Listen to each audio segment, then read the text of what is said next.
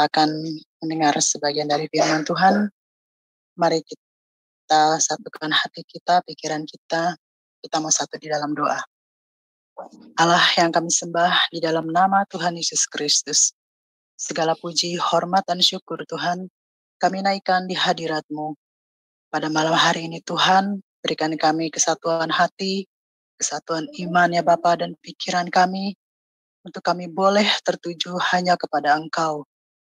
Tuhan, terima kasih buat penyertaan-Mu, kasih sayang-Mu Tuhan. Sehingga Tuhan Yesus, kami boleh menerima berkat-Mu pada malam hari ini ya Tuhan. Berkat-Mu yang kekal, yang boleh kami rasakan dalam setiap kehidupan kami kelak Tuhan.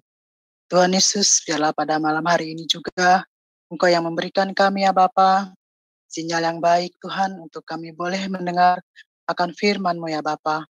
Biarlah Tuhan, Engkau juga memberkati hamba-Mu yang sudah Engkau persiapkan bagi kami untuk memberitakan kabar baik kepada kami Tuhan. Karena kami percaya hanya di kaki-Mu ya Bapa, kami boleh duduk diam ya Bapa. Dan hanya kepada Engkau ya Bapa, kami boleh hidup ya Bapa. Terima kasih Tuhan atas semua kasih dan penyertaan-Mu. Biarlah Tuhan di dalam satu Zoom meeting ini, kami boleh ya Bapa menerima akan berkat-berkat-Mu yang kekal dalam hidup kami. Di dalam nama Tuhan Yesus Kristus, kami mengucap syukur. Haleluya.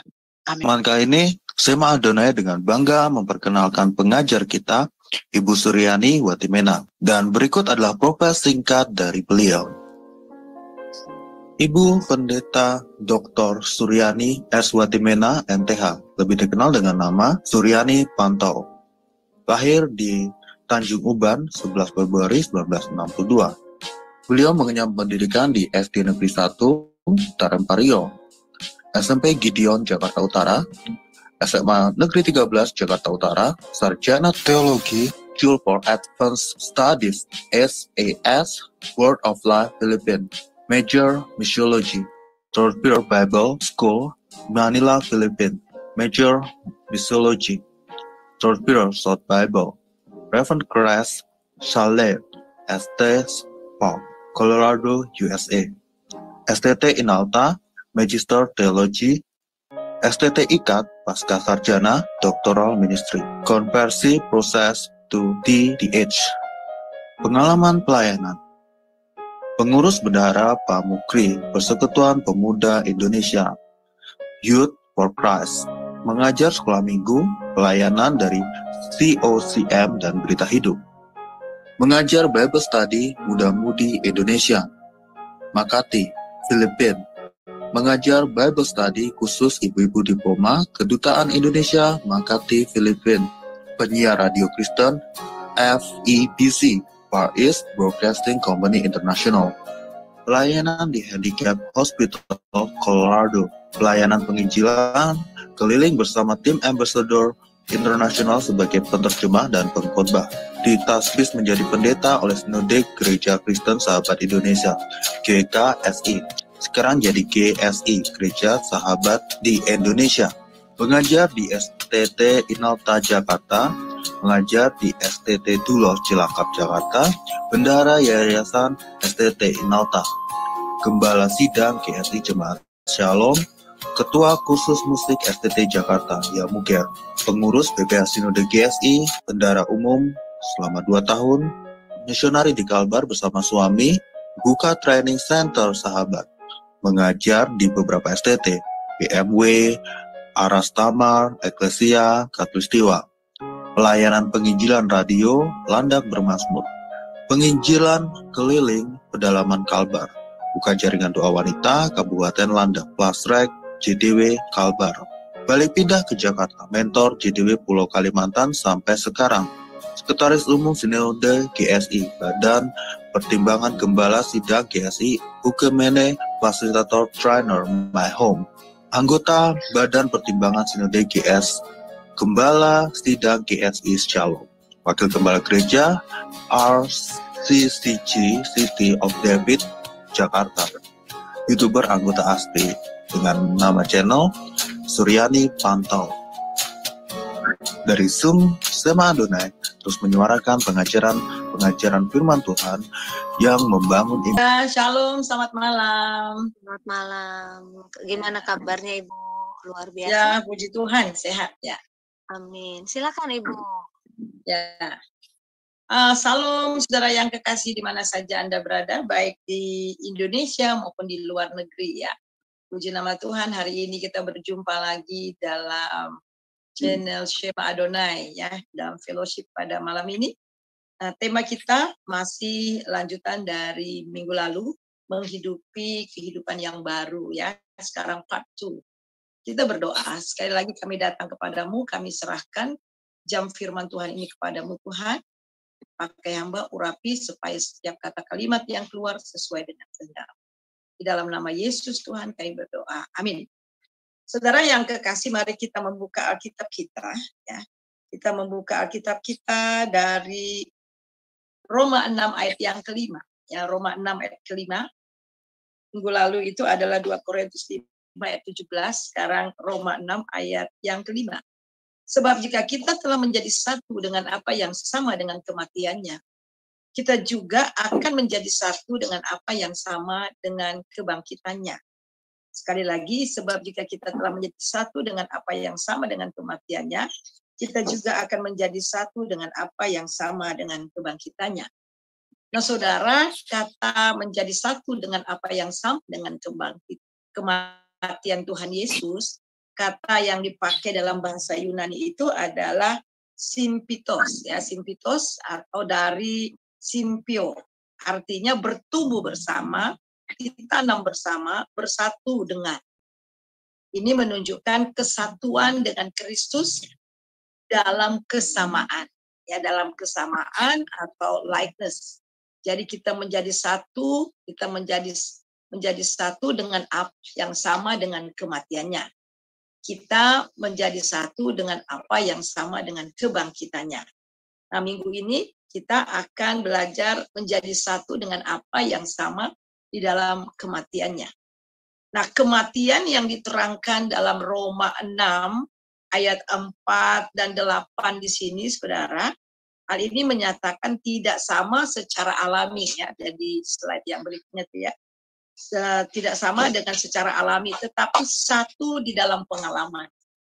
Ya, jadi satu di dalam pengalaman. Jadi kita baca di dalam ya, ayat yang keempat dan 8 dari Roma 6. Dengan demikian kita telah dikuburkan bersama-sama dengan Dia oleh baptisan dalam kematiannya. Slide yang berikutnya. Dengan demikian kita telah dikuburkan bersama-sama dengan Dia oleh baptisan dalam kematian. Supaya sama seperti Kristus telah dibangkitkan dari antara orang mati oleh kemuliaan Bapa, demikian juga kita akan hidup dalam hidup yang baru. Dan ayat yang ke-8, jika kita telah mati dengan Kristus, kita akan hidup dengan Dia. Jadi Paulus mengumpamakan baptisan ini dalam dua arti, yaitu pertama, arti hurufiah, masuk ke dalam air, membenamkan atau mencelupkan, menyelamkan. Dan yang kedua itu arti dari figuratif, yaitu mengidentifikasikan dengan baptisan bangsa Israel di Laut Merah. Kita melihat 1 Korintus 10 ayat yang kedua, untuk menjadi pengikut Musa, mereka semua telah dibaptis dalam awan dan dalam laut. Jadi Paulus mengatakan bahwa umat Israel telah dibaptis dalam Musa, dalam awan, dan dalam laut dengan cara supaya baptiskan di dalam Kristus. Nah, kita melihat di sini bergerak ke dalam, jadi baptisan ini bergerak dalam satu posisi luar ke dalam. Ini bukan perubahan zat, melainkan perubahan posisi. Melalui baptisan, kita berpindah dari posisi di luar Kristus ke posisi ke dalam Kristus. Jadi Alkitab mengatakan bangsa Israel dibebaskan dari Mesir oleh Paskah, tetapi melalui Laut Merah dan berada di bawah awan di padang gurun, sesungguhnya mereka bergabung dengan Musa. Demikian kita, saliblah yang membebaskan kita dari perbudakan dengan dunia, tetapi baptisan kita mengikuti awan hadirat Allah, maka sesungguhnya kita bergabung dengan Kristus. Nah, kita melihat yang pertama, melalui baptisan kita bergerak menuju posisi ke dalam Dia. Jadi sekali lagi, ini bukan berbicara baptisan air ya, tetapi baptisan di dalam Kristus secara rohani. Kita baca dalam Roma yang ke-6 ayat 50, ayat yang kelima, maksudnya ayat kelima. Sebab jika kita telah menjadi satu dengan apa yang sama dengan kematiannya, kita juga akan menjadi satu dengan apa yang sama dengan kebangkitannya. Jadi ayat ini tidak berbicara baptisan air atau pelintasan bangsa Israel dari Laut Merah merupakan lambang dari baptisan air yang merupakan upacara yang melambangkan baptisan air baptisan yang sesungguhnya yang benar. Jadi baptisan adalah dipersatukan dengan Kristus dalam persamaan dengan kematiannya agar hidup dalam kuasa kebangkitannya. Sekali lagi, jadi baptisan adalah dipersatukan dengan Kristus dalam persamaan dengan kematiannya agar hidup dalam kuasa kebangkitannya. Jadi kita bisa menyelamkan orang sebanyak mungkin ke dalam air yang kita sukai dalam nama Bapa, Anak, dan Roh Kudus atau dalam nama Tuhan Yesus, tetapi takkan pernah dengan sendirinya menjadi mereka turut mengambil bagian dalam keimanan Tuhan. Ya, baptisan air hanya upacara melambangkan tekad kita yang kita ambil untuk hidup bersatu dengan Kristus. Jadi ini tidak berbicara baptisan air. Ada orang begini mengatakan, ada fanatik sekali. Ya, jadi kalau tidak diselam atau tidak dibaptis dengan air, maka akan binasa. Oleh sebab itu ada orang yang sudah hampir mati, ya, sekarat dan nafasnya satu-satu, kemudian tetap kemudian diadakan baptisan, ditaruh air, dipercik dan sebagainya, ya. Jadi saudara, ini bukan berbicara baptisan air. Baptisan air itu hanyalah lambang dari baptisan yang sepenuhnya di dalam Tuhan Yesus. Nah, di Laut Merah, penyiksa, penindas Israel, angkatan perang Fir'aun dihancurkan sama sekali. Jadi kita lihat bagaimana bangsa Israel keluar dari tanah Mesir dan kemudian mereka menyeberang, ya, sungai atau Laut Merah, ya, Laut Merah. Dan kemudian kita melihat bagaimana angkatan perang Fir'aun dihancurkan, ditenggelamkan di laut itu. Jadi ketika Tuhan Yesus menyerahkan nyawanya di atas kayu salib, itu merupakan kehancuran musuh kita. Ketika kita dibaptis dalam kematian Tuhan, kita masuki tempat yang tidak dapat diikuti oleh iblis. Wah, dahsyat sekali. Dan pasukan tentaranya. Jadi salib yang menghasilkan kebangkitan dan kuasa untuk orang percaya mengakibatkan kebangkitan lautan api untuk iblis dan para pengikutnya.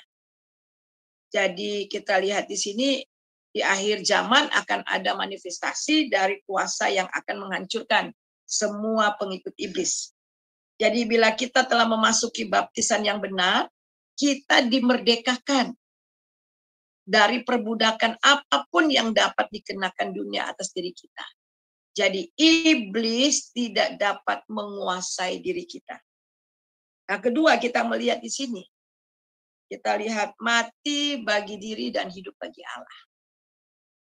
Jadi baptisan sekali lagi kita ini menjadi satu sama dengan kematiannya dan juga menjadi satu, ya, dengan kebangkitannya. Itu artinya bahwa itu semuanya lambang menunjukkan bahwa ketika Tuhan Yesus mati di atas kayu salib, kita yang percaya kepada Dia, kita juga turut mati bersama dengan Dia. Dan Alkitab juga mengatakan bahkan kita turut dikuburkan bersama-sama Dia secara rohani. Dan kemudian ketika Dia bangkit, kita juga bangkit bersama-sama dengan Dia.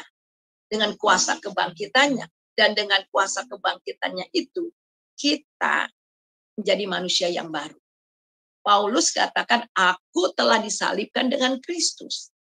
Kita tahu bahwa Paulus tidak pernah bertemu secara kasat mata, secara jasmani seperti ini. Dia berjumpa dengan Tuhan Yesus ketika dia di Damsik, mau mengejar-ngejar orang-orang percaya pada saat itu. Kemudian Tuhan Yesus menjumpai dia. Dan Tuhan Yesus katakan, Saulus, Saulus, mengapa engkau menganiaya aku? Dan sejak perjumpaan itu hidup Paulus tidak sama lagi. Jadi kita melihat dia katakan, aku telah disalibkan dengan Kristus. Apanya yang disalibkan? Manusia lamanya, manusia dagingnya.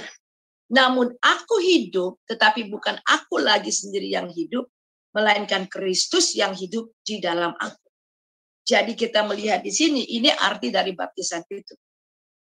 Jadi kita mati, ya, kita turut mati, turut disalibkan bersama dengan Kristus, dan kita juga dibangkitkan dengan kehidupan yang baru. Nah, kemudian kita lihat yang kedua, setelah kita mati menjadi satu, ya, dengan kematian Tuhan Yesus. Yang kedua, kita mati bagi diri dan hidup bagi Allah. Jadi untuk menjalani kehidupan yang baru ini adalah kita mati bagi diri dan hidup bagi Allah. 2 Korintus pasal 5 ayat yang ke-15 demikian bunyinya. Dan Kristus telah mati untuk semua orang, supaya mereka yang hidup tidak lagi hidup untuk dirinya sendiri, tetapi untuk Dia yang telah mati dan dibangkitkan untuk mereka. Jadi mereka yang hidup tidak lagi hidup untuk dirinya sendiri, tetapi untuk Allah. Jadi kita telah mati bersama dengan Kristus. Kita telah turut dikuburkan bersama-sama dengan Kristus. Dan kita juga dibangkitkan bersama dengan Kristus sehingga kita memiliki kehidupan yang baru. Oleh sebab itu, kita yang hidup tidak lagi hidup untuk diri kita sendiri, tetapi untuk Allah. Dan kita mati bagi kemauan kita, kemauan diri. Kita mungkin mati setiap hari, namun tidak ada sakit di dalamnya. Jadi mati, harus mati setiap hari. Apa yang harus mati setiap hari? Aku, ya, diri sendiri. Karena kita telah mati, maka ketakutan kita yang berakar dalam pengamanan diri telah lenyap. Mengapa orang takut? Ya, biasanya saudara kita lihat orang yang takut, ya, orang yang takut dilengser, dia lengser orang dulu. Ya. Orang takut bahwa dia dijolimi orang, dia jolimi dulu. Ya. Jadi sebenarnya ketakutan-ketakutan itu justru untuk memprotek dirinya sendiri. Ya saudara. Nah kita melihat di dalam 2 Korintus 4 ayat 10 bahwa ketakutan itu saudara telah lenyap. Alkitab juga katakan bahwa kamu tidak menerima roh yang menjadi kamu menjadi roh perbudakan yang membuat kamu menjadi takut lagi. Tapi kamu telah menerima roh Allah. Oleh roh itu kita berseru ya apa ya Bapa. Jadi karena kita telah mati, maka ketakutan kita yang berakar dalam pengamanan diri itu telah lenyap. 2 Korintus 4 ayat 10, kita senantiasa membawa kematian Yesus di dalam tubuh kita. Supaya kehidupan Yesus juga menjadi nyata di dalam tubuh kita. Jadi apa maksudnya membawa kematian Yesus dalam tubuh kita? Itu artinya mati bagi diri. Mati bagi diri dan hidup bagi Allah supaya Yesus juga menjadi nyata dalam tubuh kita. Semakin kita mati bagi diri kita, semakin hidup Yesus nyata dalam hidup kita.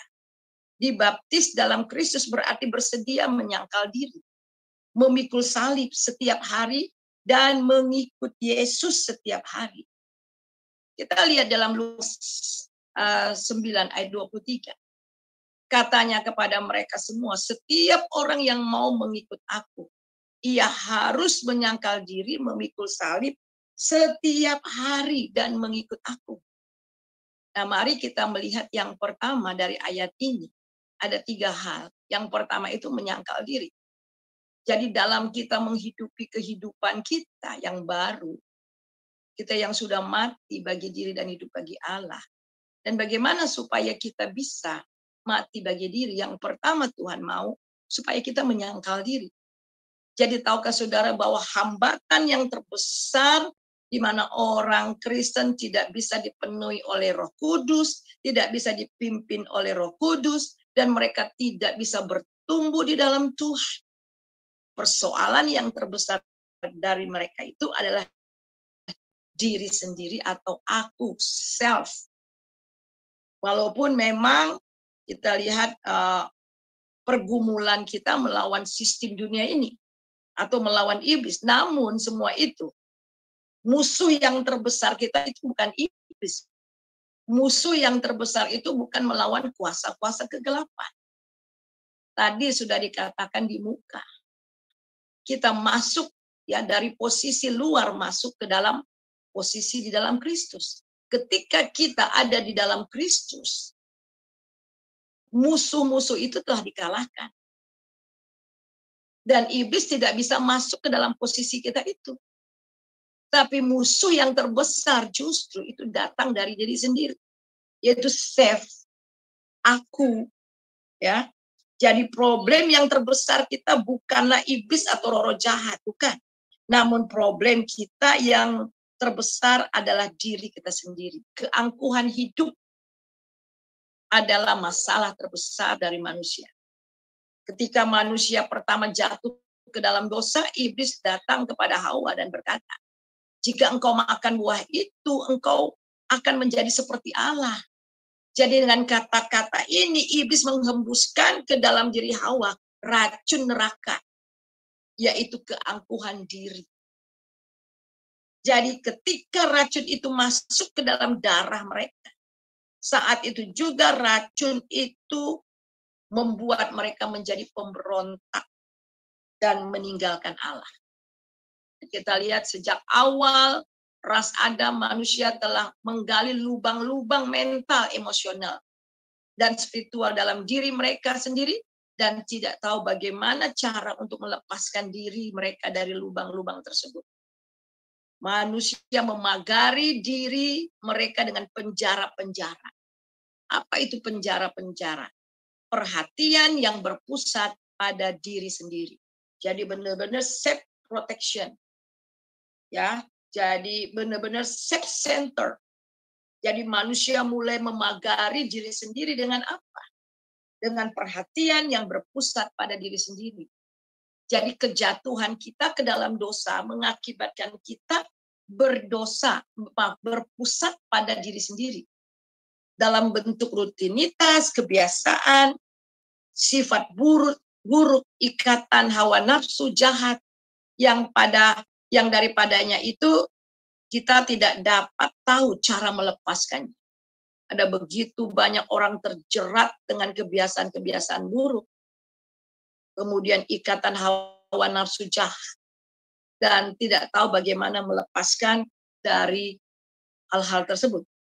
Jadi sekali lagi kejatuhan manusia ke dalam dosa mengakibatkan manusia menjadi self-centered. Jadi saudara, sebelum manusia jatuh ke dalam dosa, kita melihat di sini, manusia itu diliputi, dibungkus dengan kemuliaan Allah.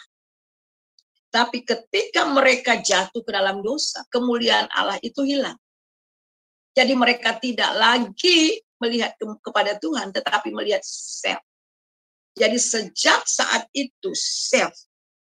Jadi self dan berpusat pada diri sendiri dengan gejala-gejala akibat dari dosa yang berpusat pada diri sendiri itu keangkuhan, kemarahan, mengasihi diri sendiri, sangat perasa. Jadi ada orang bilang gitu, wah dia sangat perasa. Hati yang lembut dengan sangat perasa beda, saudara. Ya kalau perasa itu cepat tersinggung, cepat sakit hati, ya. Kemudian depresi, kemurungan, mudah terluka, tersinggung, dendam dan konflik-konflik. Jadi ketika manusia berpusat pada diri sendiri, maka di situ kita melihat ada apa, saudara, di sini. Kita melihat ada keangkuhan, kemarahan, mengasihi diri sendiri, ya, kemurungan, terluka, tersinggung, dendam, dan konflik-konflik terjadi. Jadi berpusat pada diri sendiri artinya segala sesuatu berkisar di sekeliling aku. Semuanya berkisar mengenai aku.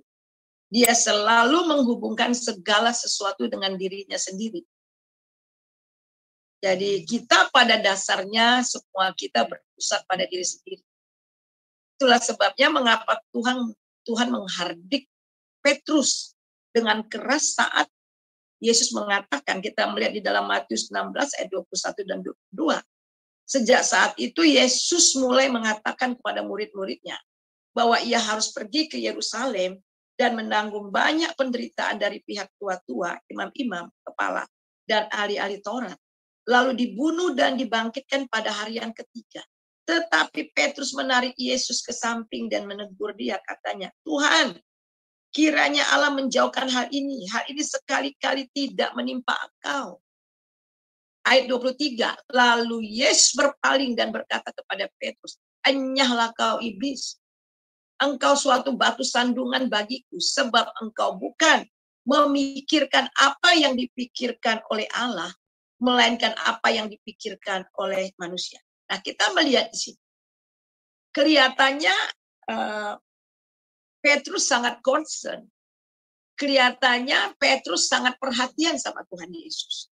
Jadi ketika Tuhan Yesus katakan bahwa dia akan menanggung banyak penderitaan di Yerusalem dari pihak-pihak tua-tua, imam-imam, kepala, bahkan dibunuh. Lalu Petrus katakan, oh Tuhan, enggak mungkin itu terjadi. Dijauhkanlah kiranya dari engkau masalah itu. Tapi kemudian Yesus dengan tegas menghardik, menengki, enyahlah kau iblis. Engkau suatu batu sandungan bagiku, sebab engkau bukan memikirkan apa yang dipikirkan Allah, melainkan apa yang dipikirkan oleh manusia. Nah, mengapa Tuhan Yesus menghardik Petrus? Karena Petrus mengatakan, Tuhan, kiranya Allah menjauhkan hal itu. Hal itu sekali-kali tidak menimpa engkau, atau dengan kata lain, Tuhan, kasihanilah dirimu. Dan Yesus menjawabnya, enyahlah kau iblis. Mengapa? Karena Petrus berpusat pada diri sendiri dan berpusat pada pikiran manusia yang mengasihi diri sendiri bukan kepada Allah. Jika kita masuk ke dalam berpusat pada diri sendiri, kita tidak akan pernah memuliakan Allah. Sebab itu firman Tuhan mengatakan, semua orang telah berbuat dosa dan telah kehilangan kemuliaan Allah. Jadi salah satu maksud kehilangan kemuliaan Allah, manusia tidak lagi memuliakan Allah, tetapi haus akan kemuliaan, haus akan kemegahan diri. Itulah sifat dasar dari manusia. Jadi ketika manusia kehilangan kemuliaan Allah, mereka haus akan kemuliaan pada diri sendiri.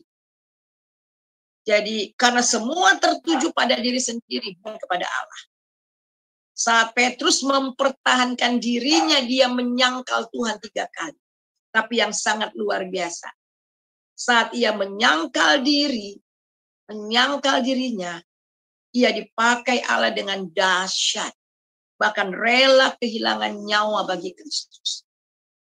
Sejarah kekristenan, sejarah perjalanan gereja yang mula-mula, saudara, mencatat bahwa Petrus kemudian mati disalib, tetapi dia merasa tidak terhormat kalau kepalanya tidak menyungsang.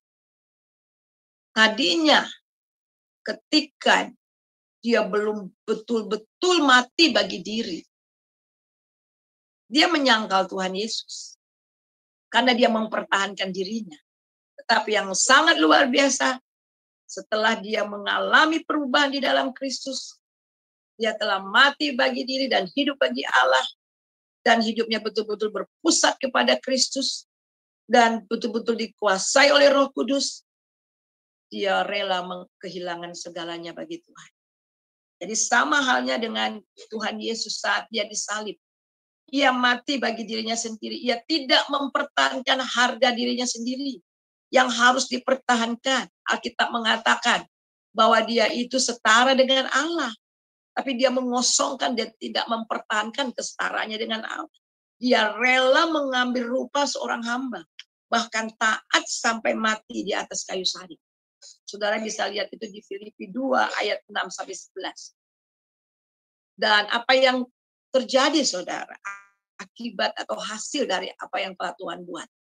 Dengan kemenangan Yesus, maka kuasa dosa dalam tubuh kita hilang kuasa. Hidup Yesus dan kuasa Roh Kudus menanti akan memenuhi kehidupan saudara dan saya. Tapi ada satu kondisi di mana kita harus ambil decision, ambil keputusan, yaitu serahkan keangkuhan diri, lepaskan kehidupan diri lama kita. Maka Allah akan memberikan kehidupan barunya kepada kita.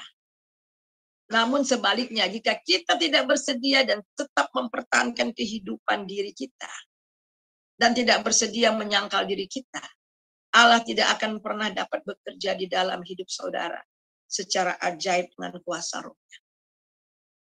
Inilah kegagalan banyak orang Kristen. Mereka sudah lahir baru. Mereka telah mengalami perjumpaan dengan Kristus.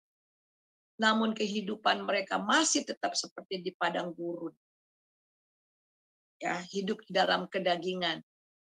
Dan akhirnya mereka tidak sampai ke tempat perhentian. Tidak pernah mengalami yang namanya hidup berkemenangan di dalam Tuhan.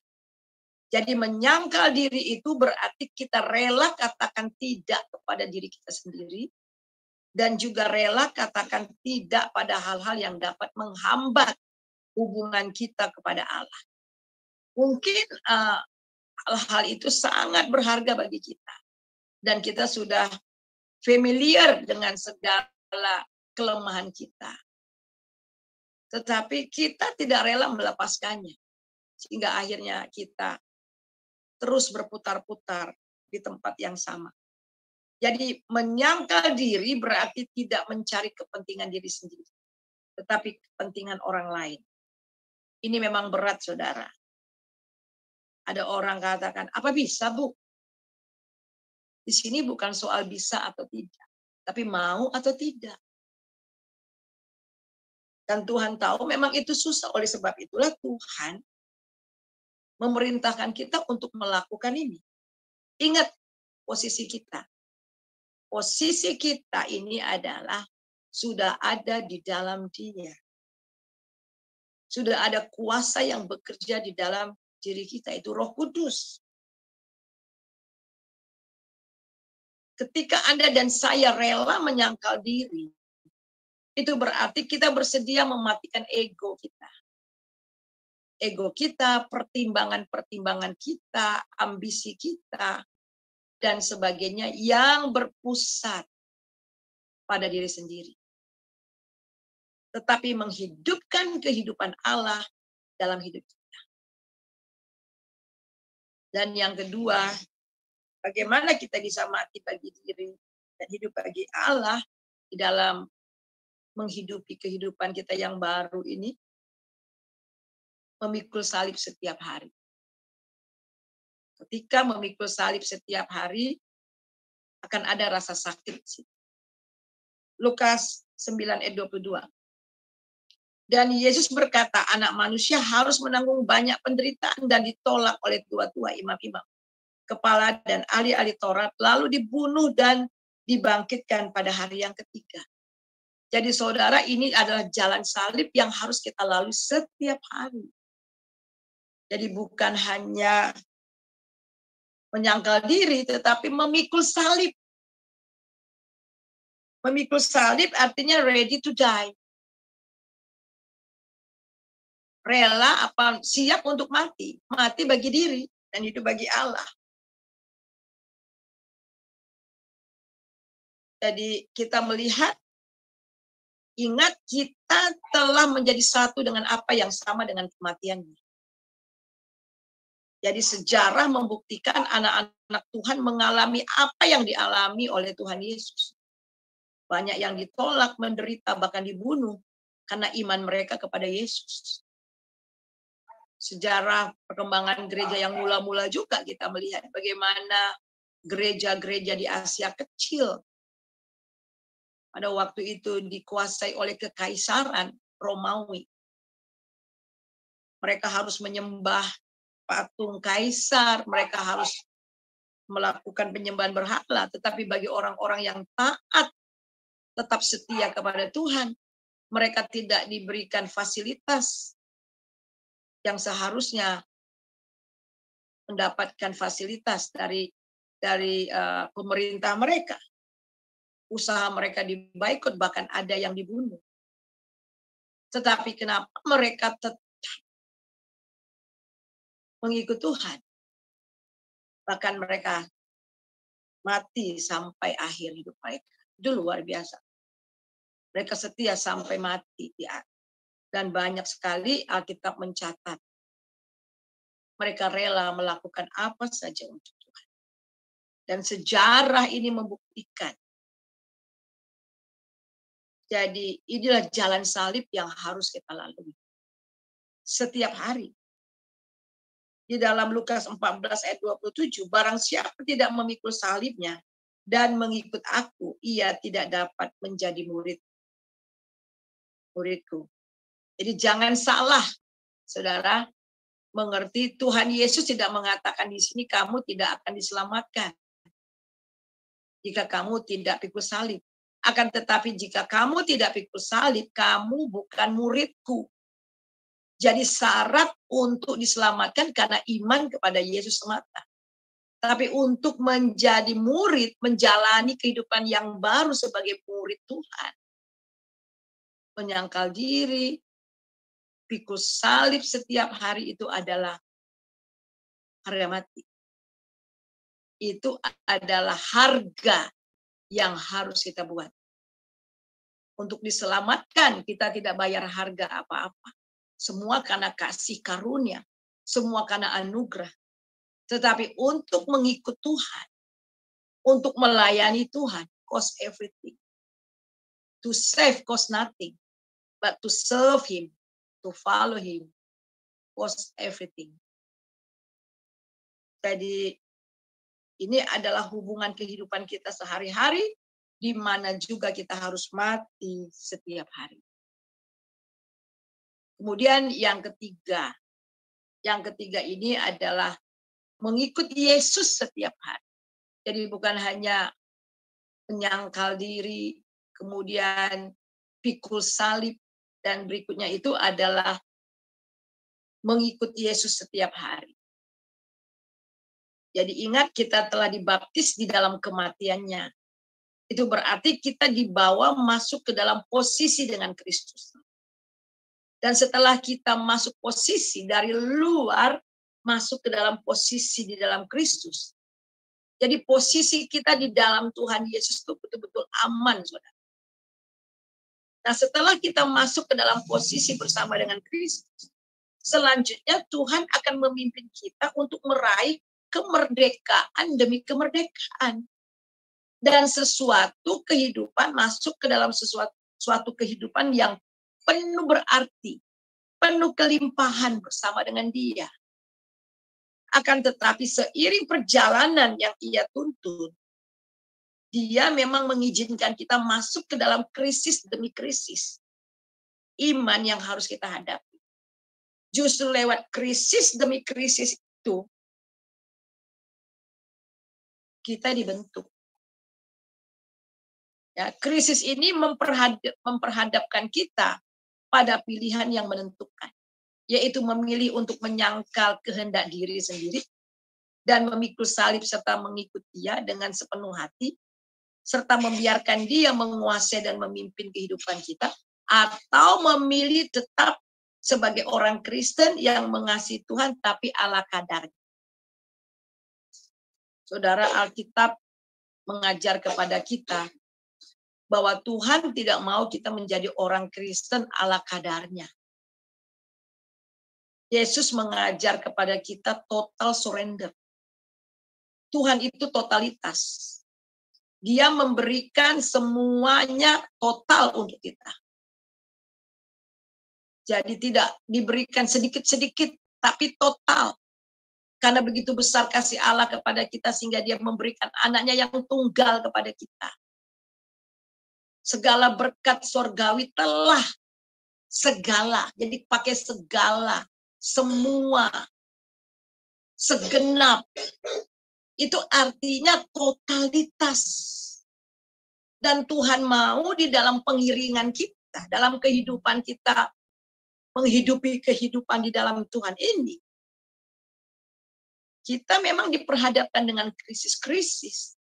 Tetapi apakah kita bersedia memilih untuk menyangkal diri sendiri, pikul salib dan mengikut Tuhan, dan membiarkan dia menguasai hidup kita dan memimpin kita? Atau sebaliknya? Ya, kita memilih, ya kita mengasihi jadi orang Kristen, tetapi ala kadarnya. Dan orang yang hidup ala kadarnya, sulit untuk mengalami Tuhan. Sulit untuk melihat kuasa Tuhan. Jadi krisis iman itu pasti akan terjadi. Setiap kita pasti akan mengalami namanya krisis iman. Dalam kita mengikuti dia. Tetapi justru melalui krisis demi krisis itulah kita lihat, kita dapat, demi krisis, itu ditentukan apakah kehidupan seseorang benar-benar dikuasai dalam pemerintahan Tuhan, atau apakah ia benar-benar mengasihi Tuhan tanpa syarat lebih daripada jiwanya sendiri. Nah, disinilah saudara benar-benar diperhadapkan ketika ada masuk dalam krisis iman. Apakah kita benar-benar hidup dikuasai oleh kuasa Tuhan? Apakah kita benar-benar mengasihi Tuhan tanpa syarat lebih daripada jiwa kita? Kita belajar bagaimana Sadrak, Mesak, dan Abednego. Ketika pada saat itu Raja Nebukadnezar membuat patung yang besar untuk disembah. Sadrak, Mesak, dan Abednego menolak untuk menyembah patung itu. Dan kemudian diancam kalau tidak menyembah, maka mereka akan dibuang ke dapur api. Apa yang mereka bilang? Raja, ingat, seandainya pun Tuhan tidak menolong kami, tidak melepaskan kami dari api itu, kami tidak akan pernah menyembah patung itu. Luar biasa, saudara. Kalau Tuhan yang kami sembah itu dapat membebaskan kami dari api itu, puji Tuhan. Tetapi seandainya kami harus mati di dalam dapur api itu, ingat, Tuhan Raja, kami tidak akan pernah menyembah patung raja. Wah, dahsyat banget. Jadi ini betul-betul totalitas.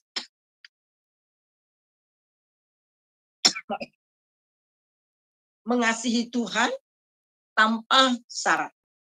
Melebihi dari jiwanya sendiri. Malam ini agak keras ya firman Tuhannya. Tapi inilah cara kita menghidupi kehidupan di dalam Tuhan. Kita harus ingat bahwa hidup kita ini bukan sekarang, tapi kita sedang menuju kepada kekekalan. Dan kita ini adalah mempelai-mempelainya Kristus juga, yang sedang disiapkan Allah supaya kita tidak berkerut dan tidak bercacat ketika dia datang untuk menjemput kita. Nah, kita melihat bahwa perjalanan bangsa Israel yang mereka keluar dari perbudakan Mesir, dan kemudian Tuhan membawa mereka ke padang gurun dan kemudian untuk pergi ke tempat tanah perjanjian. Tetapi kita melihat di sini sebagian besar angkatan daripada orang tua tidak pernah masuk. Kenapa? Karena mereka hidup berpusat pada diri sendiri, daging. Jadi kemudian masuk ke dalam Kanaan, itu angkatan yang baru yaitu Yosua. Yosua memimpin angkatan baru dari bangsa Israel, kemudian masuk ke tanah perjanjian. Mereka harus menyeberang sungai Yordan. Menyeberang sungai merupakan krisis iman yang besar juga. Saudara bayangkan, di hadapan mereka itu bangsa-bangsa yang kuat. Mereka harus pergi menyeberang sungai Yordan dan bertempur dengan bangsa yang kuat. Dan inilah krisis iman. Ketika Tuhan minta supaya mereka menyeberang sungai Yordan itu masih meluap. Tuhan tidak keringkan dulu, tetapi masih meluap. Dan Tuhan bilang, masukkan kakimu, nyebrang. Dan ini harus ada tindakan iman. Ya. Benar-benar mengikut Tuhan dengan iman. Dan akhirnya apa, saudara? Ketika mereka meletakkan kaki mereka ke dalam sungai Yordan itu, laut kemudian kering. Maaf, sungai Yordan kering. Jadi ada tindakan iman. Jadi mereka harus menyeberangi sungai Yordan. Menyeberang sungai Yordan merupakan krisis iman yang besar. Krisis iman ini juga diperhadapkan kepada generasi lama 40 tahun sebelumnya, walaupun keadaannya agak berbeda sedikit. Angkatan lama gagal memberi respon semestinya pada peristiwa itu. Sekarang keadaan yang sama diperhadapkan pula pada angkatan yang baru. Ada dua perkara yang harus dilakukan. Pertama, dihentar keluar dari Mesir, dan sesudah itu kedua harus menyeberang sungai Yordan. Jadi setelah melakukan kedua perkara itu, mereka tidak dapat mengelak konfrontasi dengan segala penguasa Kanaan yang gagah perkasa, bersenjatakan kereta perang besi, mempunyai bala tentara besar dan prajurit-prajurit yang perkasa. Mereka tidak dapat mundur lagi, saudara. Mereka harus maju. Jadi menyeberang Yordan artinya menerjunkan diri ke dalam peperangan yang 40 tahun sebelumnya telah diberitahukan. Jadi benar-benar, saudara, mereka tidak bisa mundur lagi. Mereka harus maju.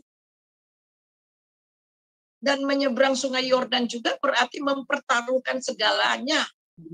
Harta miliknya dalam peperangan tanpa kemungkinan mundur. Dan berisiko akan kehilangan segalanya. Ini perjalanan kita. Perjalanan ke depan. Jadi dalam perjalanan kehidupan kita mengikuti Tuhan. Mau tidak mau, kita tidak dapat mengelak konfrontasi terhadap godaan dan dosa. Mungkin dosa itu kelihatannya begitu nyata. Tetapi jika Anda dan saya sungguh-sungguh memiliki iman sejati, kita akan keluar sebagai pemenang. Dan terakhir, kita akan melihat. Mari kita melihat dari 1 Yohanes. Dalam 1 Yohanes, kita lihat dari 1 Yohanes pasal 5. 1 Yohanes pasal 5,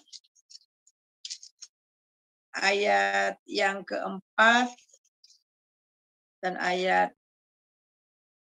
yang kelima. Demikian bunyinya.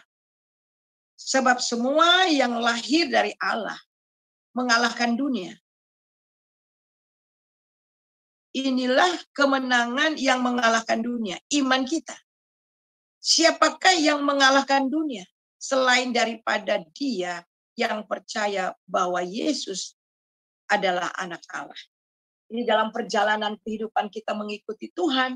Sekali lagi, mau tidak mau, kita tidak bisa mengelak konfrontasi terhadap godaan dan dosa. Konfrontasi terhadap dunia. Tetapi jika kita sungguh-sungguh memiliki iman yang sejati, ya, maka saudara dan saya akan keluar sebagai pemenang. Mari kita satu dalam doa. Terima kasih Tuhan untuk kebenaran firman Tuhan yang kami pelajari pada malam ini. Terima kasih lewat pengorbananmu di atas kayu salib. Engkau telah mati dan engkau juga telah bangkit. Dan yang sangat luar biasa, kami yang percaya kepadamu, yang sungguh-sungguh menerima engkau sebagai Tuhan dan Juru Selamat, yang telah mengalami juga kematian bersama dengan Tuhan. Kami menjadi satu dengan apa yang sama dengan kematian. Kami juga menjadi satu dengan apa yang sama dengan kebangkitan. Ini luar biasa sekali. Ini semua kami alami karena kasih Tuhan. Terima kasih Tuhan, Engkau telah membawa kami dari posisi di luar dan masuk ke dalam posisi bersama dengan Tuhan. Sehingga iblis tidak dapat masuk ke dalam posisi itu. Sebagai orang-orang percaya, manusia yang baru, posisi kami aman di dalam Tuhan. Dan si jahat tidak dapat menjamah kami. Tetapi dalam seiring dalam kehidupan kami ya Tuhan, ada banyak orang yang berjatuhan. Ada banyak orang tidak mengalami yang namanya tempat perhentian. Ada banyak orang yang tidak mengalami kemenangan demi kemenangan. Karena hidup masih berpusat kepada diri sendiri. Sebab itu ya Tuhan, biarlah pelajaran yang kami pelajari pada malam ini, di dalam kami menghidupi kehidupan yang baru. Mata kami akan tetap tertuju kepada Tuhan, dan hidup berpusat kepada Kristus dengan mati bagi diri dan hidup bagi Allah. Biarlah firman Tuhan pada malam ini boleh menguatkan kami semua. Di dalam nama Tuhan Yesus kami berdoa. Haleluya. Amin. Ya. Jadi Amin. ini kebenaran firman Tuhan. Silakan ada yang mau nambah, kasih kontribusi ataupun yang ingin bertanya, silakan. Ya. Saya kembalikan kepada Ibu Ana. Iya, terima kasih Ibu Pendeta Suryani. Wah, luar biasa ya. Jadi maksudnya hal yang perlu kita perhatikan pada waktu kita ingin memiliki suatu kehidupan yang berkenan di hadapan Allah, maka perbuatan yang kita lakukan itu perkenanan itu bukan hanya dilihat dari perbuatan yang dilakukan, tetapi identitas orang yang melakukan perbuatan itu. Itu maksudnya kita sudah kembali jadi orang baru, manusia baru. Baik, ini ada yang mau bertanya, Ibu Aling. Silakan Ibu Aling. Ya, shalom, selamat malam, Ibu Pendeta Suryani. Iya, shalom. Saya mau menanyakan ini. Ketika anak Tuhan, yang sudah menerima Yesus, hidup sudah mati, maksudnya mati dalam kedagingan ya Bu ya, dan bangkit bersama Yesus, hidup dalam kekudusan. Kita harus menyangkal diri dan bersalib setiap hari ya Ibu. Nah, ketika kita mampu melakukan itu, maka akan melahirkan satu ketekunan ya Bu dalam diri kita. Dan dari ketekunan itu akan melahirkan pengharapan ya Ibu. Itu apa sih? Jadi kalau kita mau melakukan itu semua dengan tekun, maka kita akan mendapatkan pengharapan. Pengharapan itu seperti gimana? Maksud pertanyaan saya itu. Ya, terima kasih Ibu Suryani. Iya, yang ditanyakan apa nih, Bu? Jadi kan ketika kita mau meniti salib dengan diri kita, berarti kita melatih diri kita kan ya Bu ya, untuk dalam ketekunan, dan ketekunan itu menghasilkan pengharapan. Saya pernah mendengar kata itu. Yang dimaksudnya ini bagaimana? Saya kurang mengerti. Ya, jadi kita harus tahu bahwa ketika kita menjadi satu dengan apa yang sama dengan kematiannya, itu berarti bahwa manusia lama kita dalam minggu yang lalu itu sudah berlalu, sesungguhnya yang baru sudah datang. Dan itulah permulaan dari kehidupan kita yang baru. Jadi hidup yang baru bersama Tuhan itu dimulai saat kita dilahirkan kembali. Jadi secara rohani kita ini benar-benar memang sudah mati bersama dengan Kristus dengan dosa-dosa kita. Bahkan dosa-dosa kita telah turut dikuburkan. Dan kemudian dia bangkit, kita juga bangkit dengan manusia yang baru. Nah, kalau kita baca di dalam Roma pasal yang ke-6, kita baca. Dalam Roma pasal yang ke-6, kita baca ayat yang ke-5 dan ke-6. Sebab jika kita telah menjadi satu dengan apa yang sama dengan kematiannya, kita juga akan menjadi satu dengan apa yang sama dengan kebangkitannya.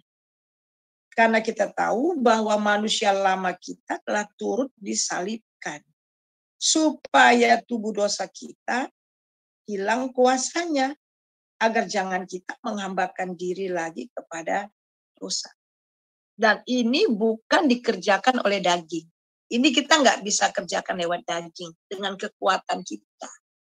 Jelas ini kita hanya dapat di dalam Kristus. Benar-benar dikerjakan di dalam Kristus, di dalam kehidupan kita. Nah, setelah kita mendapatkan kehidupan yang baru, Alkitab juga mengatakan ada kuasa yang bekerja dalam diri kita, kuasa daripada Roh Kudus. Dan inilah yang memampukan kita.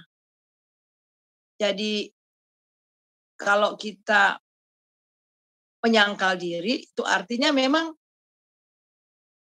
tidak lagi hidup berpusat pada diri sendiri, tapi hidup berpusat kepada Allah. Dan memang ini proses. Ini proses tidak bisa jadi begitu saja. Karena memang pada dasarnya kita ini orang yang angkuh. Kita dapati itu dari Adam dan Hawa, nenek moyang kita. Karena ketika mereka tertarik untuk makan buah itu, karena mereka ingin seperti Allah, itu artinya ada keangkuhan yang ditawarkan oleh iblis, keangkuhan hidup.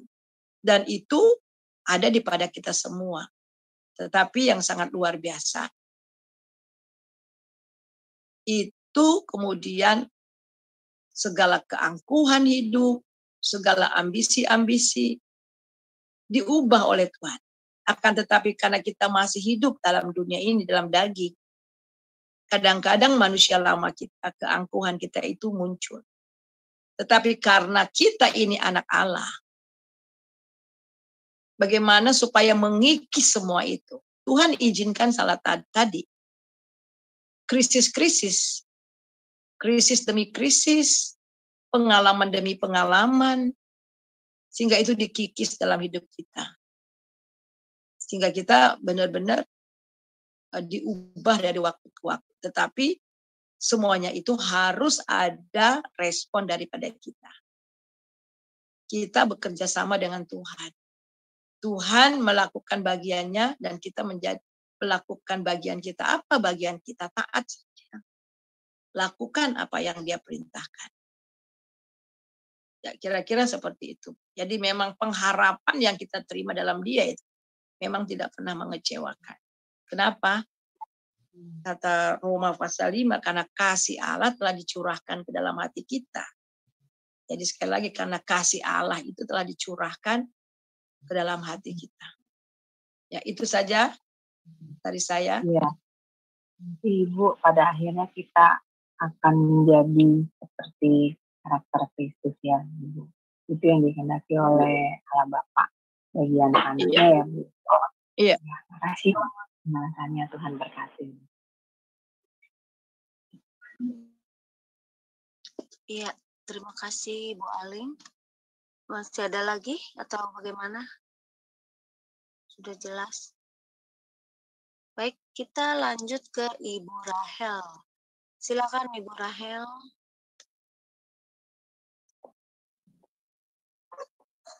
Shalom Ibu Pendeta Suryani. Shalom. Iya, shalom. Shalom. Selamat malam. Iya, Ibu, saya mohon maaf, saya ini masih di jalan, tapi saya akan mengikuti yang Ibu jelaskan kepada kita. Saya mau tanya, Bu, itu kan Tuhan Yesus sekolah dan menjadi rabi di usia 30 selesai ya, Bu ya. Kemudian usia 33 beliau Tuhan Yesus mati di kayu salib. Kemudian 3 hari kemudian beliau Tuhan Yesus bangkit. Apa makna rohani angka 3 itu? Apa makna rohani? Apa arti 333 itu, Bu?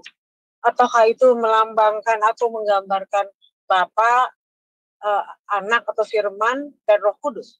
Kenapa selalu angka 3, Bu? Oh, kalau umur 33 tahun memang kalau kita melihat untuk bangsa orang Yahudi untuk memulai satu pekerjaan itu dimulai umur 30 tahun. Ya, jadi itu budaya orang sana. Jadi kalau kita melihat bagaimana Yusuf juga ya, Yusuf ketika dia dibuang ke sumur itu umur 17 tahun. Tapi kemudian diproses menjadi budak, kemudian ditaruh di penjara, dan itu juga ketika dia menjadi Perdana Menteri itu, orang yang kedua itu dimulai umur lebih dari 30 tahun. Jadi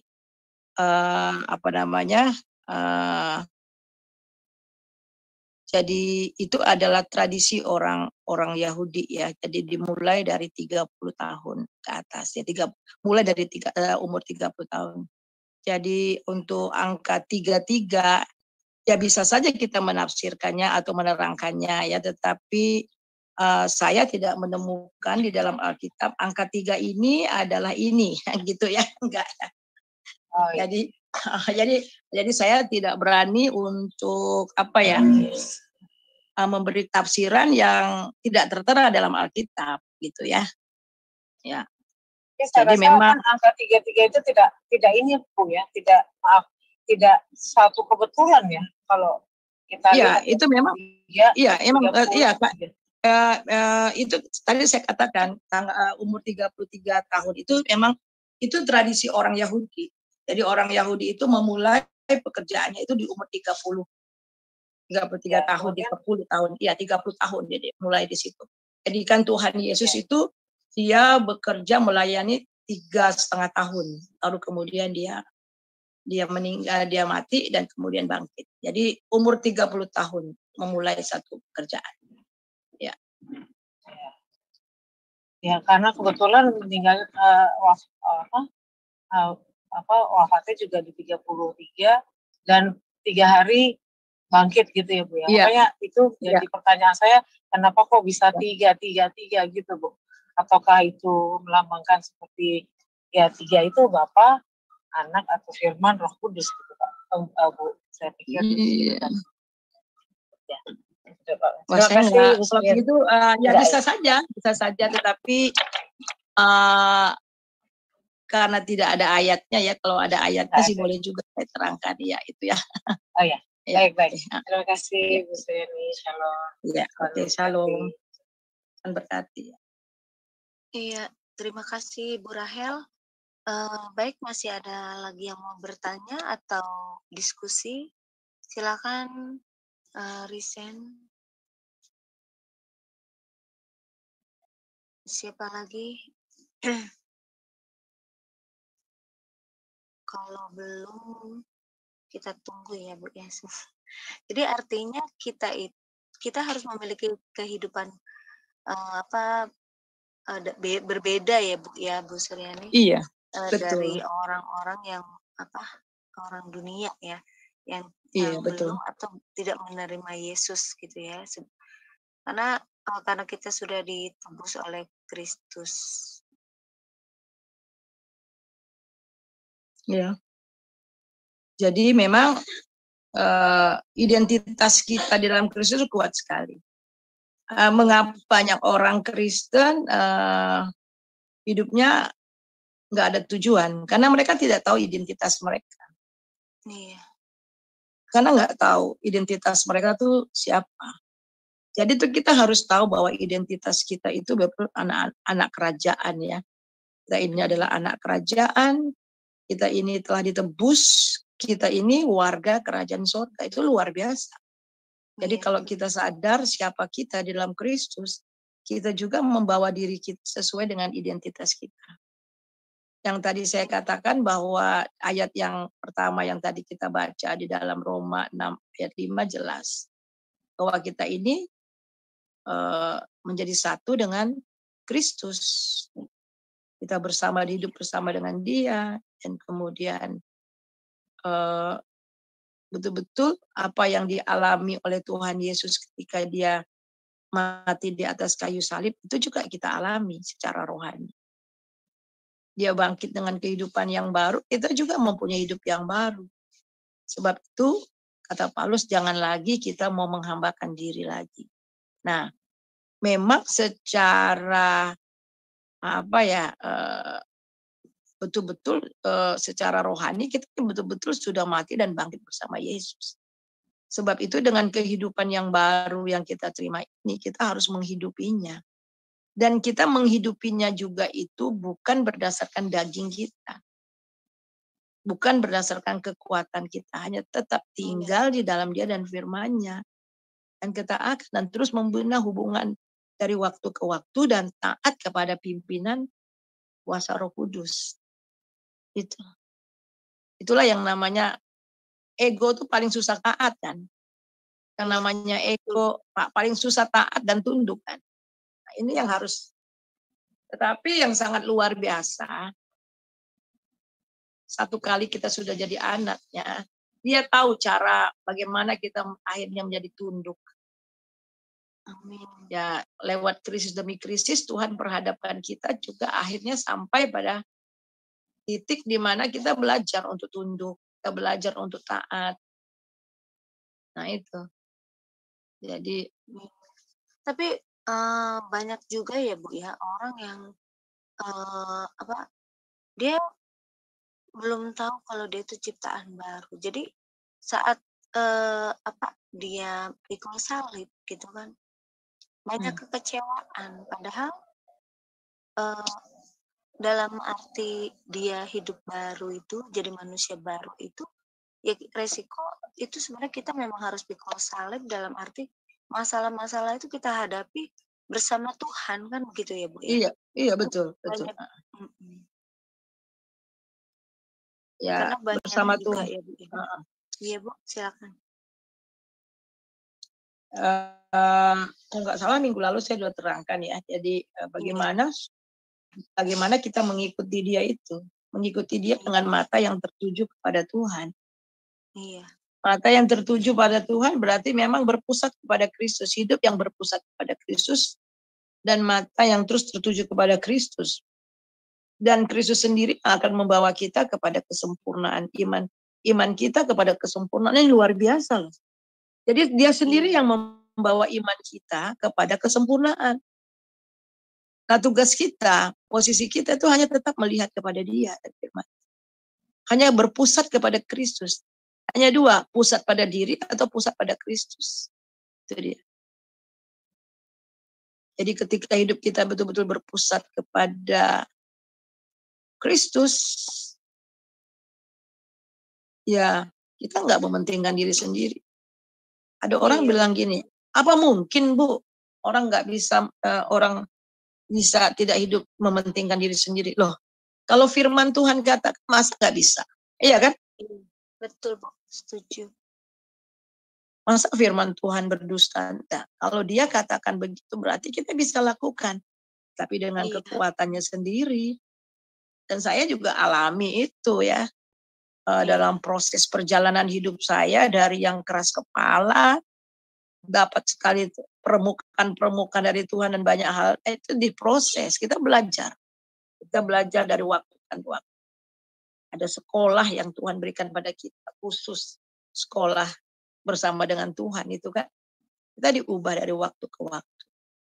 Itulah sebabnya firman Tuhan juga katakan seperti di peleburan api emas itu ya, kalau kata Ayub, kalau aku diuji maka aku akan keluar seperti emas. Nah itu, iya kan?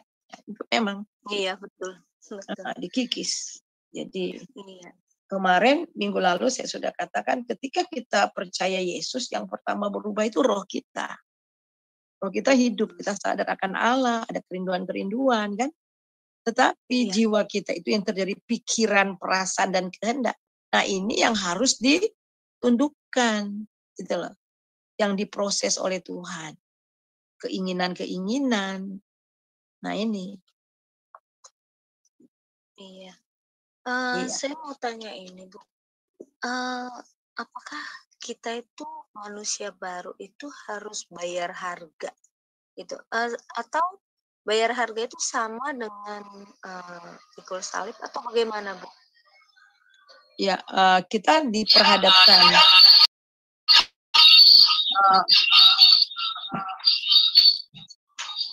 bayar harga itu artinya kita rela berkorban. Ya, kita rela berkorban, kita rela melepaskan ego kita. Contohnya seperti ini. Ya, contoh yang nyatanya seperti apa ya? Contohnya ya, seorang pemimpin gitu kan. Aduh Bu, ini kita nggak bisa kasih ibu gitu. Berkatnya sekarang gitu kan. Tapi hanya bisa untuk mereka-mereka, ibu nggak bisa gitu. Padahal untuk ibu nanti aja gitu contohnya. Nah kita memilih, bisa aja. Oh nggak bisa, saya gitu. Tapi orang yang sudah benar-benar mati bagi diri, dia nggak mikir lagi, oh ya nggak apa-apa. Silakan untuk yang lain saja. Nggak perlu saya. Nanti urusan saya, nanti Tuhan. Nah itu kayak. Dan itu nggak mudah seperti itu. Dan itu lewat proses. Gitu ya. Iya, betul. Nah itu lewat proses. Terus ego kita juga. Ketika kita tahu, kita dengar orang jelek-jelekin kita di depan kita. Tapi kita nggak bisa marah, kita nggak marah gitu loh. Dan itu juga kan itu lewat proses gitu loh. Iya. Kita nggak balas. Kita tidak membalas orang yang berbuat jahat kepada kita. Apa bisa Bu? Bisa. Dan itu seiring dengan proses. Yang penting kita taat sama Tuhan. Yang penting kita bergantung sepenuhnya sama Tuhan. Apakah kita bisa gagal, pernah mengalami kegagalan, akhirnya kita ego kita naik. Oh itu manusiawi seringkali mengalami itu. Tetapi yang sangat luar biasa ya, orang yang mempunyai manusia baru ini, dia punya Roh Kudus. Nah ini dia, Roh Kudus inilah yang selalu membawa kita dari kebenaran, yang menemplak kita akan dosa, yang menginsapkan kita akan dosa, yang memimpin kita dari kebenaran demi kebenaran. Wah itu dahsyat banget. Jadi tuh kita itu bukan berjuang sendiri untuk mengubah hidup, justru kita kerjasama dengan Roh Kudus yang ada di diri kita. Gitu loh. Kira-kira ngerti ya maksud saya ya? Ya. Iya, baik. Jadi kalau kita dengan diri kita sendiri itu daging, itu agamawi. Kita harus tahu bahwa kekristenan itu bukan agamawi. Kekristenan itu relationship. Kita bisa beragamawi, kita bisa lakukan ke gereja dan sebagainya, kelihatannya aktif. Tetapi kalau tidak ada hubungan secara pribadi dengan Kristus, pada hakikatnya itu adalah mati. Ya itu. Jadi hubungan ini yang terus menerus. The more you close to her, to him, the more you like him, gitu kan? Iya. Iya. The more you closer, jadi benar. Jadi semakin kita dekat dengan Tuhan, semakin kita tuh diubah untuk menjadi serupa dengan Dia. Amin. Betul, Bu. Jadi Ya, mungkin seperti ini kali ya Bu ya, kayak misalkan di gereja gitu ya, kita ada yang membutuhkan gitu bantuan gitu ya, karena Bagaimana? kita juga butuh, mungkin seperti kita di dalam gereja ada seseorang atau teman kita yang butuh materi gitu ya, tapi kita juga ada tapi nggak banyak lah gitu ya, dan akhirnya kita ya udahlah bagi 2 lah gitu, ada buat dia segini, buat saya segini, karena saya juga nggak bisa bantu banyak. Nah itu termasuk mungkin ya Bu ya? Iya, bayaran. Ya termasuk sampai seperti itu. Biasanya kan gue juga butuh, masa mau ngasih orang, nah itu ego kita kan. Iya. Siapa lo yang gue juga butuh gitu kan. Makanya tuh ya kita harus belajar dari yang kecil-kecil. Dulu saya di Kalimantan, saya banyak anak-anak rohani, anak-anak asuh gitu ya, yang tinggal, yang kami sekolahkan. Nah, saya selalu bilang, ada 10 potong ikan. Kalau ada 10 potong ikan dan kita 10 orang, satu ambil lebih satu aja, pasti yang satu nggak kebagian. Iya. Nah, makanya itu mulai itu emang dari daging ya. Dan seringkali saya pernah menghadiri satu bukan pesta ya, ada fellowship di daerah ya. Jadi akhirnya ada orang dari Jakarta datang. Saya pernah tinggal di daerah 12 tahun dan melayani. Itu padahal hamba-hamba Tuhan, anak-anak Tuhan yang hadir gitu ya. Wah, di situ udangnya besar-besar semua, ambil sepenuh-penuh piringnya seperti seperti gunung Fujiama. Ambil banyak-banyak, akhirnya nggak habis. Orang di belakangnya baru setengah jalan, orang-orang di belakang udah nggak kebagian. Tetapi yang ambil banyak itu, orang yang ambil banyak itu, aduh udah nggak kemakan, kue udah nggak kemakan. Udah. Jadi sering gitu. Jadi itu dimulai dari kita harus mendisiplin diri. Makanya kan kita lihat bagaimana Daniel ya, dia mendisiplin dirinya, tidak menajiskan dirinya dengan makanan-makanan, dengan yang lainnya. Itu pendisiplin diri. Kita emang harus mendisiplin. Iya, betul. Iya, jadi kita harus mendisiplin diri kita. Jadi kalau kita nggak menang atas daging, kita nggak akan bisa menang atas kota-kota. Di mana bangsa Israel di padang gurun itu kan kedagingan, daging semua itu yang berperan. Mereka jatuh dalam percabulan, penyembahan berhala, grumbling, ya, bersungut-sungut, dan sebagainya. Apa mereka bilang? Kami teringat dengan ikan di Mesir, kami teringat dengan bawang putih, bawang merah, semangka, ketimun. Itu memang manusiawi banget. Ya, panas-panas kalau minum, panas-panas kalau makan semangka, enak. Iya kan? Iya betul. Tapi kenapa Tuhan harus kasih mana yang itu sampai mereka bosan? Nah itu. Iya, betul. Supaya kata Tuhan, supaya kamu tahu bahwa hidup ini bukan hanya dari roti saja. Nah itu. Jadi memang ini pendisiplinan, sebenarnya pendisiplinan sebagai murid ya. Sebagai murid Tuhan Yesus, Tuhan mendisiplin kita. Ya. Disiplin dari penyangkalan diri ya, termasuk semua itu. Jadi bukan hanya egonya aja, tetapi termasuk dari penyaliban daging. Gitu. Iya. Ini ada yang resign lagi, Bu. Iya, silakan. Siapa tadi? Ibu Rahel apa Ibu Alin? Silakan. Ya, shalom. Ibu, sekali lagi saya mau bertanya. Ibu, itu kan manusia itu kan dengar ya Ibu? Suara saya. Nah, Ibu. Jelas. Manusia itu kan dia kalau tidak mau bertobat, tidak mau, maksudnya tidak mau taat gitu. Walaupun sudah diproses ya, maksudnya dikikis egonya, tapi dia tidak mau bertobat. Itu sama juga dia mengeraskan hati ya, Ibu. Nah, dan kalau sudah seperti itu, maka Tuhan benar-benar akan mengeraskan hatinya ya Bu. Ini pernah baca Iya, ayat nih. iya, Jadi sampai dia benar-benar matinya itu tidak dalam pertobatan pada akhirnya ya Bu ya.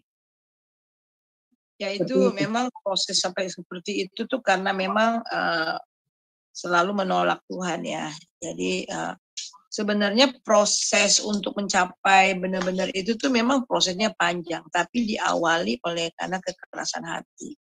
Jadi kalau kita melihat di dalam Ibrani pasal yang ketiga, mulai dari ayat yang ke-7 itu, sebab itu seperti yang dikatakan Roh Kudus, pada hari ini jika kamu mendengar suaranya, jangan keraskan hatimu seperti dalam kegeraman. Jadi jangan keraskan. Nah kalau terus-menerus tegur sama Tuhan, hatinya tetap keras, nah apa yang terjadi?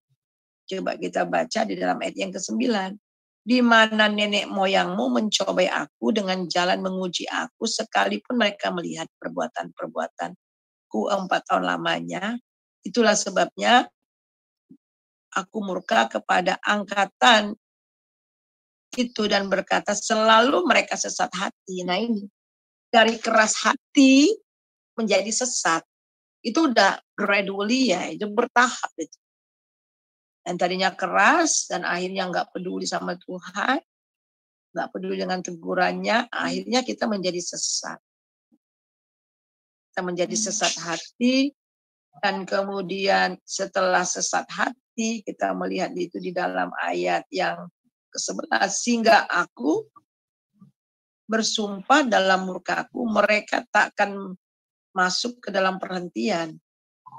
Waspadalah hai saudara-saudara, supaya di dalam kamu jangan terdapat orang yang hatinya jahat. Nah udah, kalau udah keras kemudian sesat, akhirnya jahat. Ingat waktu Tuhan menegur Kain, Kain kenapa mukamu muram? Apa kamu nggak suka cita kalau kamu berbuat baik? Tapi ingat, dosa sudah ngintip. Nah itu, dosa sudah ngintip kami, tapi kamu harus menguasainya. Nah di sini kita harus menguasainya, harus menang dari sejak awal. Tapi kalau hati itu, kehidupan kita terus-menerus itu, ya akhirnya dari keras hati menjadi sesat hati dan akhirnya menjadi hati yang jahat. Setelah hati yang jahat, kita melihat di sini ayat yang ke-13. Tetapi nasihatilah seorang akan yang lain setiap hari selama masih dapat dikatakan hari ini, supaya jangan ada di antara kamu yang menjadi tegar. Nah ini, tegar hatinya karena tipu daya dosa. Nah, akhirnya menjadi tegar. Kalau udah tegar itu ya udah, pala apa sih tegar itu? Ya udah nggak ada rasa, Udah tidak mau mendengar. Iya. Nah makanya kalau Roh Kudus berbicara kepada kita, jangan keraskan hati.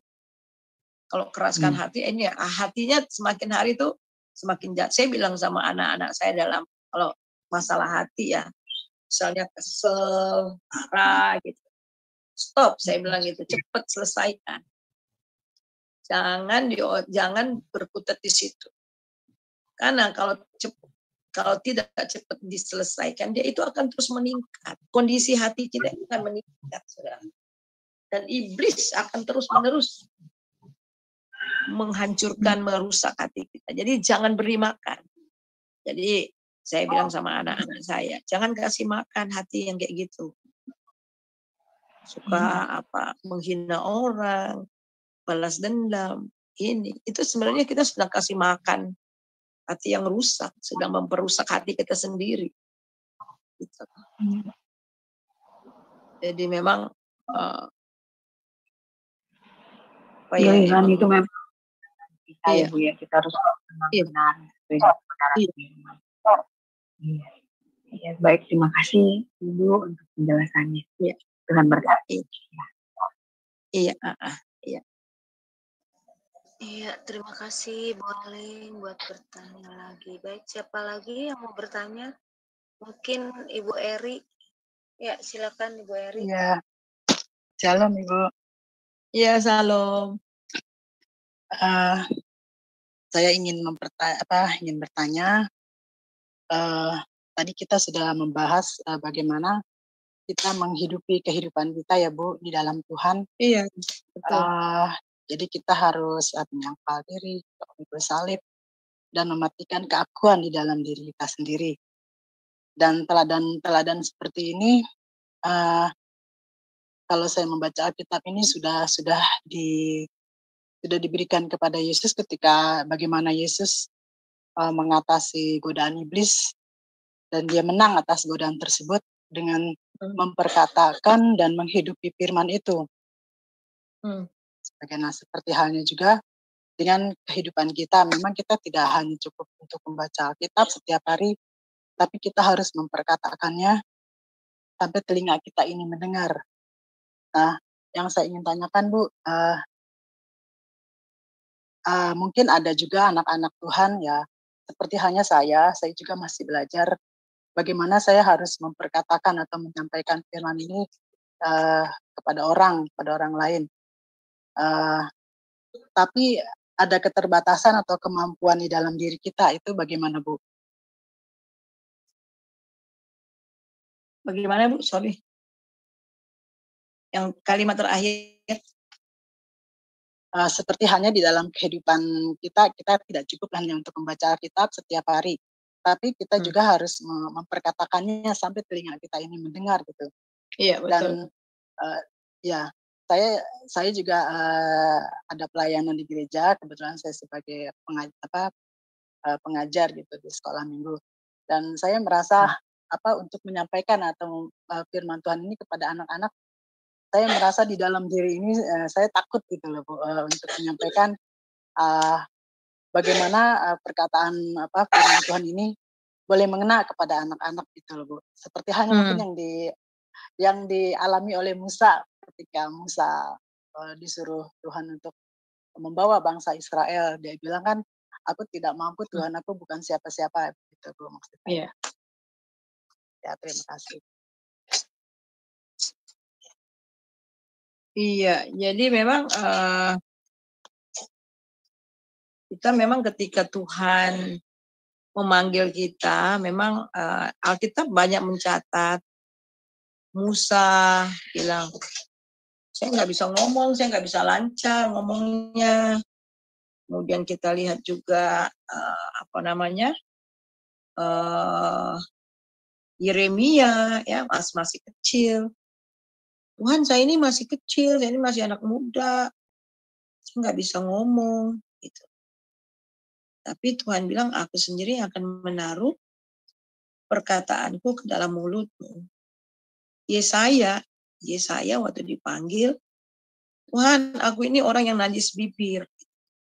Dan memang ketika kita diperhadapkan dengan hadirat Tuhan, ya yang pertama kali nampak itu adalah kelemahan kita.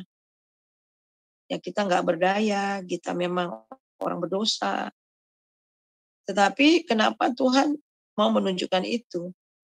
Supaya kita tidak bergantung dari kelemahan kita, tapi bergantung kepada Dia. Gitu. Benar-benar bergantung sepenuhnya kepada Tuhan.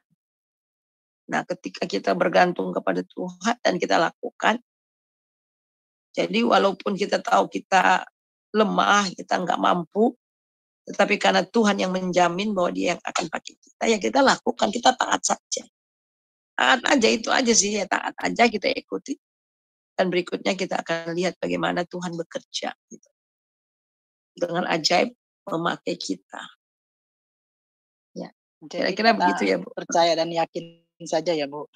Iya, percaya dan lakukan. Iya.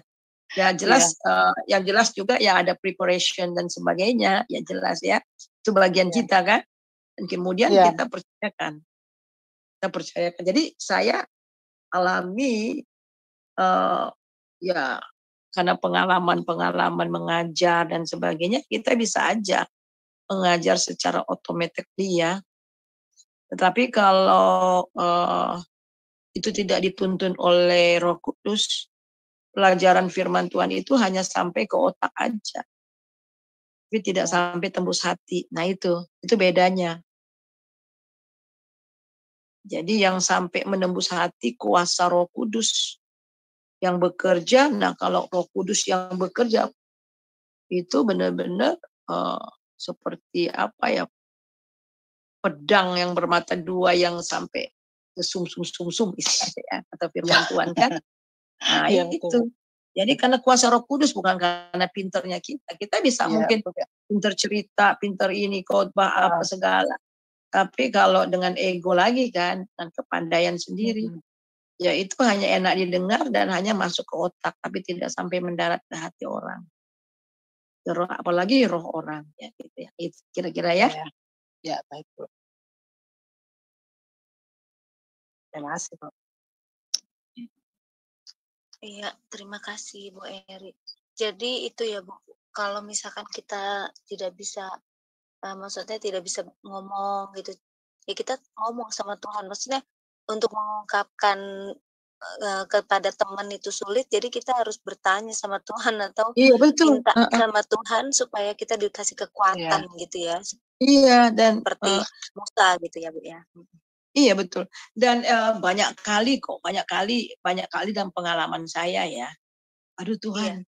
Jadi jangan salah, walaupun saya sudah jadi dosen dari tahun 86 gitu ya. Dan sering pimpin KKR apa segala. Tetap kalau saya mau pergi pelayanan itu apapun bentuk, apakah di YouTube, di apa, tetap saya harus benar-benar bergantung sama Tuhan gitu loh. Sama Roh Kudus.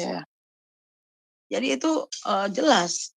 Dan yang sangat luar biasa, seringkali saya itu mendapatkan satu pencerahan itu mengalir aja keluar di mulut saya itu keluar.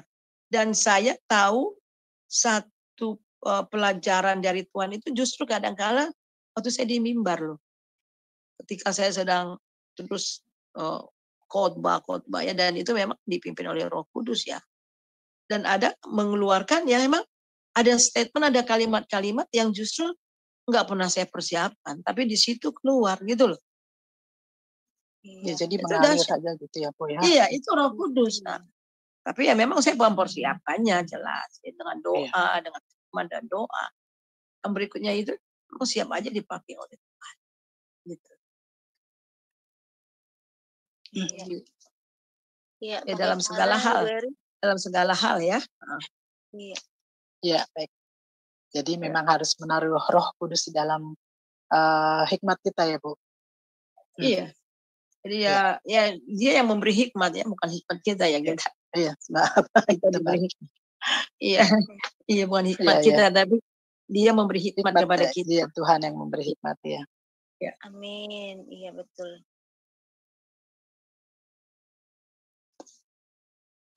Iya, bagaimana Ibu Eri? Sudah jelas? Iya, sudah jelas. Atau masih ada pertanyaan? Nah, cukup. Iya, terima kasih. Ini ada Ibu Rahel lagi mau bertanya. Silakan ya, Ibu silakan. Rahel. Iya, Bu Suryani, saya tanya satu pertanyaan lagi tentang jadi saya mendengar dari teman-teman saya yang Kristen di dalam mereka membaca Alkitab itu katanya mereka tidak bisa menyelesaikannya karena ngantuk. Nah, tapi saya tidak ngantuk. Nah, kenapa mereka bisa ngantuk ya, Bu? Itu saya kadang maksudnya karena nggak terjadi sama saya, jadi saya tidak mengerti mengapa bisa ngantuk gitu, Bu Suryani. Mohon ya penjelasannya. Mungkin mereka baca, bisa aja banyak faktor ya, karena memang mereka baca Alkitabnya udah di tengah, udah kesibukan, udah badan udah lelah, udah hari tenaga yang terakhir yang mereka kasih gitu ya.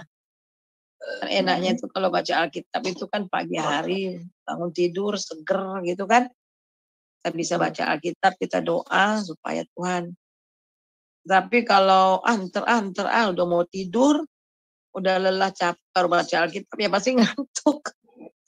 Itu satu. Kemudian yang kedua ya bisa juga karena memang dagingnya ya. Jadi makanya perlu kita firman Tuhan itu kan memang harus kita doakan supaya kita bisa mengerti, bisa masuk dalam pikiran kita. Gitu. Karena beberapa teman bilang begitu. Jadi kalau mereka baca, ya di samping mereka juga tidak mengerti, tapi mereka mau coba baca, tapi katanya jadi ngantuk gitu. Iya, harus berdoa dulu minta. Ya kadang-kadang jadi obat tidur.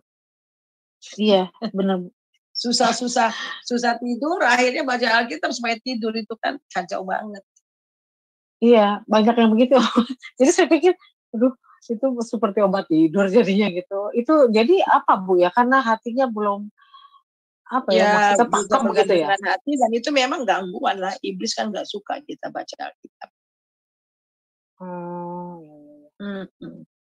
Ya, dan selain juga bisa ngantuk, yang kedua kalau badan seger terus pagi-pagi baca Alkitab ngantuk, ya berarti itu ya pekerjaan iblis, gangguan istri ya iblis. Iya, itu emang harus dikalahkan, harus dilawan. Saya serahkan nama Tuhan. Tuhan tolong firman-Mu supaya aku dapat mengerti dari kalimat per kalimat.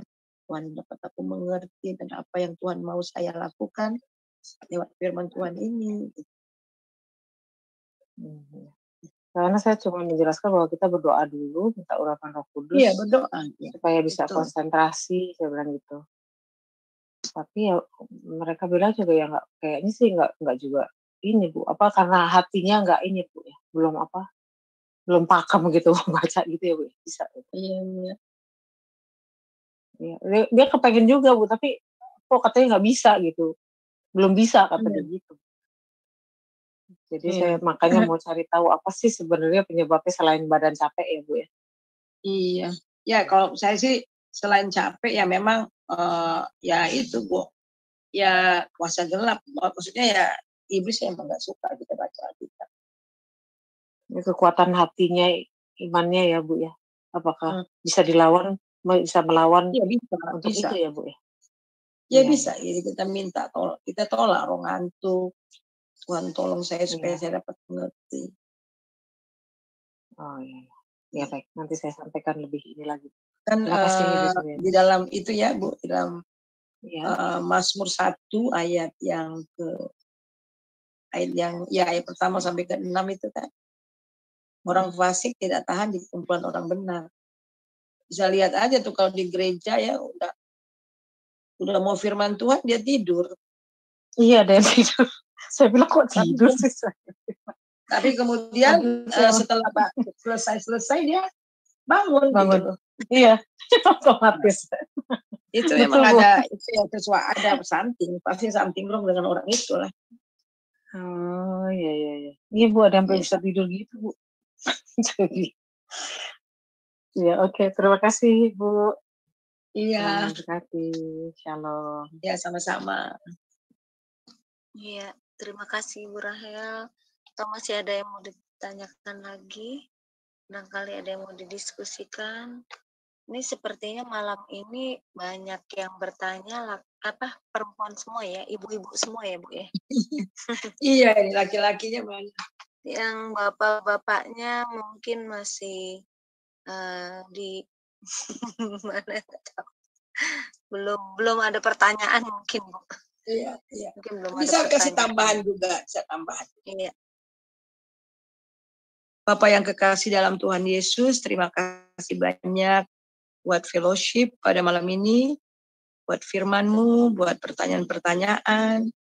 Biarlah kami terus bertumbuh di dalam kebenaran akan firman Tuhan, sehingga hidup kami terus diubah dari waktu ke waktu.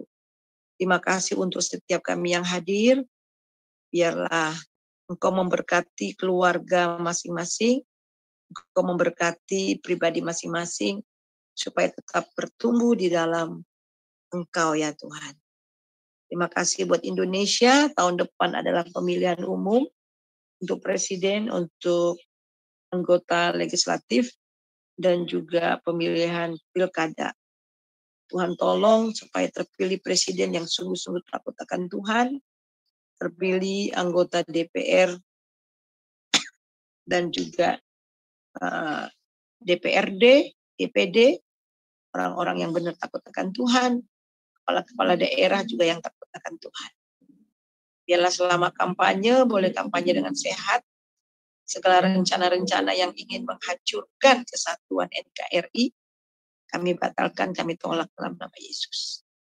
Terima kasih Tuhan, kami mau istirahat. Biarlah Tuhan sertai kami, esok kami boleh bangun dengan kesadaran yang baru. Mari kita angkat hati kita, damai, sejahtera, sukacita yang melimpah-limpah dari Bapa di dalam Tuhan Yesus Kristus, serta persekutuan yang manis dalam Roh Kudus senantiasa menyertai saudara mulai hari ini sampai Maranatha. Diberkatilah engkau, diberkatilah rumahmu, diberkatilah orang yang keluar masuk rumahmu, diberkatilah anak cucumu, diberkatilah lumbung-lumbungmu, diberkatilah pelayananmu sehingga engkau diberkati dan menjadi berkat. Kita terima ini hanya dalam nama Bapa, Anak, dan Roh Kudus. Haleluya. Amin.